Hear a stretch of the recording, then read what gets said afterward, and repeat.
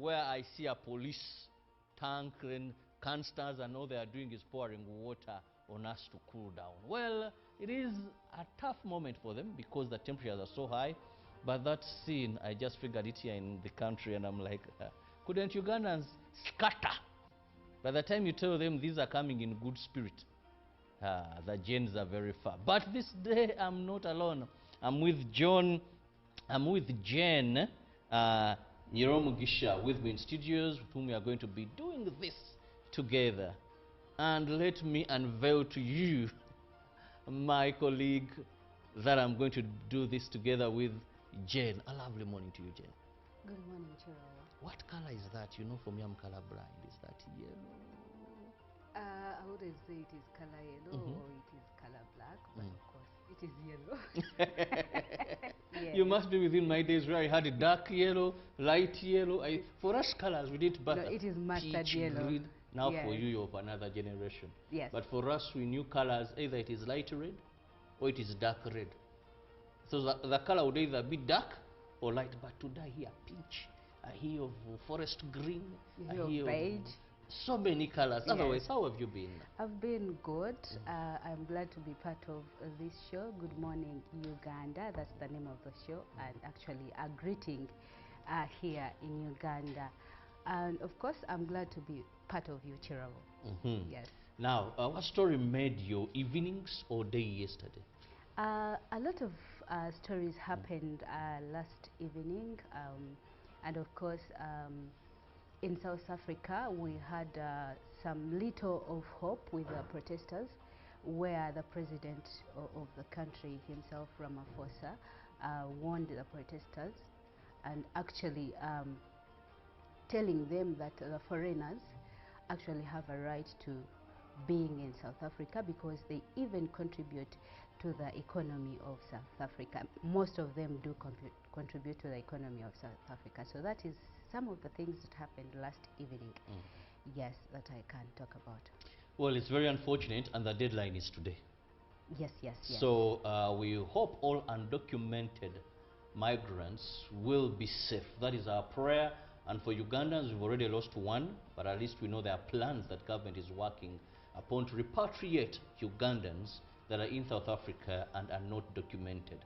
Because come the deadline, which is today, these demonstrators, if they don't heed to the words of their president, they will be hunting for undocumented immigrants in the country. Now let's take a look on what we've gathered for you on the local scene. Allow me begin with President Yoweri Kaguta Museveni, who yesterday chaired the first cabinet meeting of his newly constituted government for the 2026-2031 term, marking the official start of implementing the National Resistance Movement administration's agenda for the next 5 years. The meeting follows the swearing in of the new administration on June 8th this very year and a 10-day cabinet induction retreat held at the National Leadership Institute, Nali, Changwanzi. The retreat, officially opened by President Museveni on June 15th, this very year, was designed to orient both newly appointed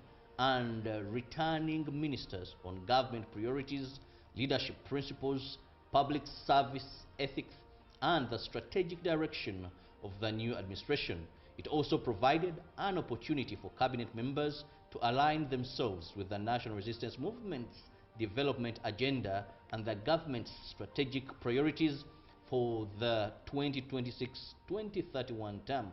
The inaugural cabinet session brought together country's top political leadership, including the Vice President Jessica Alupo, the Prime Minister, retired Honorable Robin Anabanja, the Deputy Prime Minister, Government Chief Whip Dr. Jane Ruth Acheng, Cabinet Ministers, Ministers of State, and other senior government officials. Also in attendance were the NRM Secretary General, the Right Honorable Richard Pudong, permanent secretaries from various government ministries, the Executive Director of Kampala Capital City Authority, Hajat Sharifa Bazeki, and the Senior Presidential Advisor on Defense and Security, Lieutenant General Proscovia Nareiso. Uganda's 83-member cabinet is tasked with spearheading the implementation of government programs and delivering on administration's priorities during the term 2026-2031. It's over a month now since a 30th June ultimatum was issued by the anti-immigration activists and groups including March and members of the Operation Dudula organized demonstrations against illegal immigrants demanding undocumented foreigners to leave South Africa. Supporters of the movement argue that undocumented immigrants take jobs from South Africans, hence increasing pressure on public service such as healthcare, housing and education. They further allege that illegal immigrants contribute to crime, benefit from weak border controls, and poor immigration enforcement. The movement has since gained momentum, particularly in the provinces of KwaZulu-Natal and Gauteng, with a reported 30th June ultimatum set to expire today. A section of Ugandans seeking repatriation from South Africa have gathered at the Ugandan embassy in Pretoria to process travel documents for their return home. Ugandan community leaders in South Africa, led by Moses Kibombo Sentongo, the president of the Convention of Ugandans in South Africa, outlined the measures being taken to support Ugandans affected by the situation. They remain concerned about the treatment of their fellow Ugandans in South Africa. Despite the groups fronting numerous concerns, researchers and many economists claim that migrants make up only a small share of South Africa's population. Senior Presidential Advisor on Diaspora Affairs, Ambassador Abe Kigozi Walusimbi, described the action of xenophobia as a sabotage against the diplomatic relationship between Uganda and South Africa, hence calling for harmony. Uganda's ambassador to South Africa, Paul Amour, said the embassy is doing everything possible to ensure the affected Ugandans receive the necessary support for a safe and dignified return home. The Foreign Affairs will charter a special Uganda Airlines flights to rescue hundreds of Ugandans fleeing the violence. Similar major xenophobic violence broke out in South Africa in 2008, 2015, 2019 and 2021. As the act continues, the South African government has made response, with President Cyril Ramaphosa demanding and condemning xenophobic attacks and vigilantism.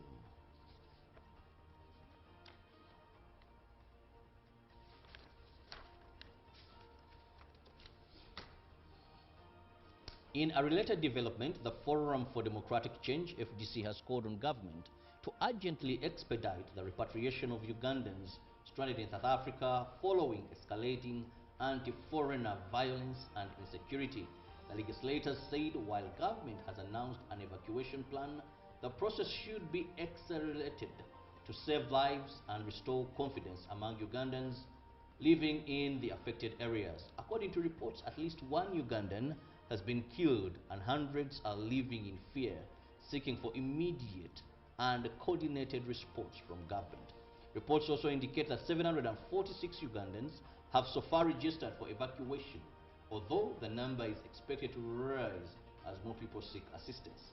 Authorities estimate that over 50,000 Ugandans live in South Africa, with more than 20,000 believed to be staying without proper documentation, making many vulnerable during the ongoing crackdown. The Forum for Democratic Change is urging the Ministry of Foreign Affairs and Internal Affairs to finance to ensure sufficient resources are available to facilitate this return. Meanwhile, Forum for Democratic Change, FDC, sworn in a new National Executive Committee, NEC, ushering in a fresh leadership term tasked with steering the party's affairs and implementing its strategic agenda. The newly elected NEC members pledged to uphold the party's constitution, defend constitutionalism, champion human rights, and intensify nationwide mobilization. Now, coming to the end of our local stories this morning, the National Drug Authority, NDA, arrested 3 suspects in an intelligence-led operation targeting the illegal smuggling of poultry vaccines in Wakiso, Kampala, and Mukono districts.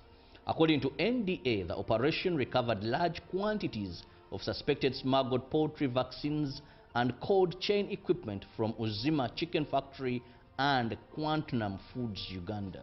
The National Drug Authority conducted an enforcement exercise in Mukono district and closed 2 factories over alleged involvement in illegal drug-related activities. Authorities also impounded more than 10 liquid nitrogen tanks used for storing temperature-sensitive vaccines, with the seized consignment estimated to be worth 100 million shillings.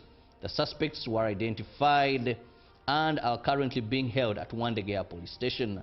NDA warned that smuggled and improperly stored vaccines pose serious risks to animal health and the public safety. NDA also urged the public to buy medicines only from licensed outlets and report illegal drug-related activities. In a related development, AIM Global Uganda reaffirmed its commitment to transparency, ethical business practices in drug-related issues, and regulatory compliance following recent public discussions and media reports about its operations.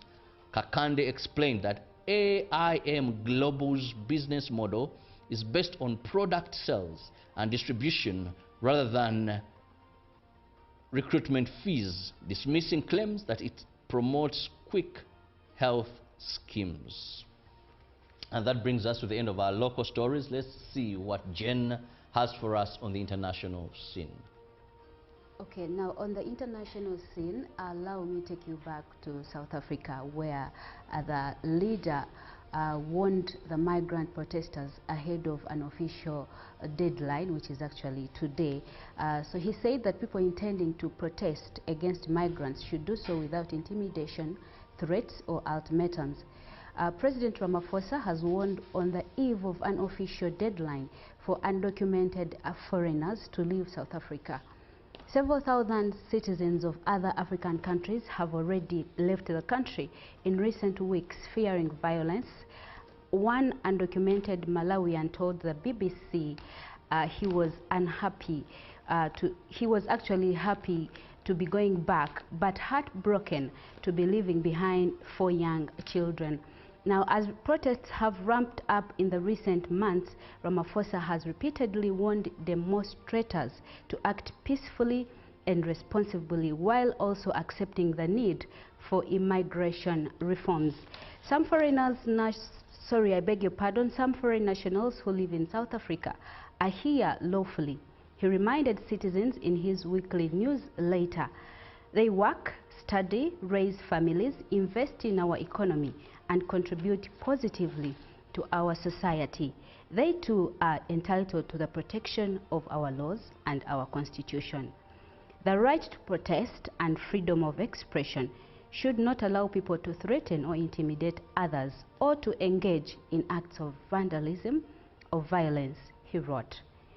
Now moving on to Germany. 6 people shot dead at Center for Mothers and Children in Germany have been fatally shot at a Center for Mothers and Children by a suspect who was in custody, a dispute over his baby daughter, Germany police says. The victims, 4 children and 2 men, were all staff members at the facility in the northern city of state near Hamburg.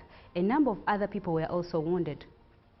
The 3-month-old baby and her mother were in the office at the time, but were not harmed, officials said. 3 people, including the suspected gunman, have been detained by police, and officials said there was no further threat to the public. The shooting appeared to have been committed for family reasons. Lower Saxon's Interior Minister Daniela Behrens told reporters on Monday. She called it an act of violence carried out in an extremely cold-blooded manner with no political or economic motives. Shots were first reported at around 12 local time, according to a local police, which later confirmed homicides involving multiple victims had occurred at a youth welfare facility. on Duncan's trace and told the public to avoid the area. The women and one man were shot dead inside the facility, police said, and a sixth person later died on their injuries in hospital. All the victims were adults. Now moving on to Venezuela, where the earthquake death tolls hits 1,719 as anger at government grows. Venezuela's earthquake catastrophe entered its fifth day, with rescue crews still coming through mountains of rubble for survivors, even as mounting anger over the government's handling of the disaster threatened to open a new political front for the country's embattled socialite leadership.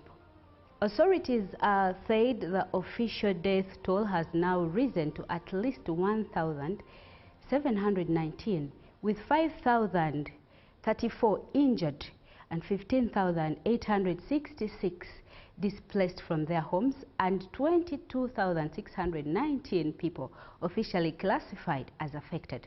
According to updated figures released Monday by National Assembly President George, the latest toll marks another sharp increase in casualties from the twin 7.2 to 7.5 magnitude earthquakes that struck Venezuela on June 24th, just 39 seconds apart. Though many analysts warn the final death toll could climb significantly higher. The humanitarian emergency remains most severe in La Guaira, Caracas, and surrounding center states, where hundreds of aftershocks continue to rattle already weakened structures, complicating rescue efforts and keeping many residents too fearful to return home. Now that marks the end of our international news that we have this morning. Back to you, Chirabo. Well, let's quickly look through what the New Vision has, as Jen will be looking at what other papers have for us. Now, South Africa, Uganda Airlines to fly over 1,200 back to Uganda. Now, President Museveni chairs first cabinet meeting, and still in the New Vision, Mwenda apologizes to Museveni. And the Vision board bids farewell to Kaija after 34 years of working at the New Vision. And now let's take a look at what our neighbors have for us, Jen. Now on our Daily Nation, we have abduction victims hallowing ordeals, where actually many of them are trying to, I beg your pardon, we have the abductions victims harrowing ordeals, and we also have the Wamonyoro delegation's push for Uhuru Gachanga deal, and of course we have the hospital operations, where it has hit as O's counties shillings 27 billion. So that is what we have with the Daily Nation this morning, and of course more stories should be in their newspaper. Well, let's now go for a short break. When we return, we'll be looking at what we have for you in the newsreel. Keep it with us. Live from UPC Studios in Kampala, this is Good Morning Uganda.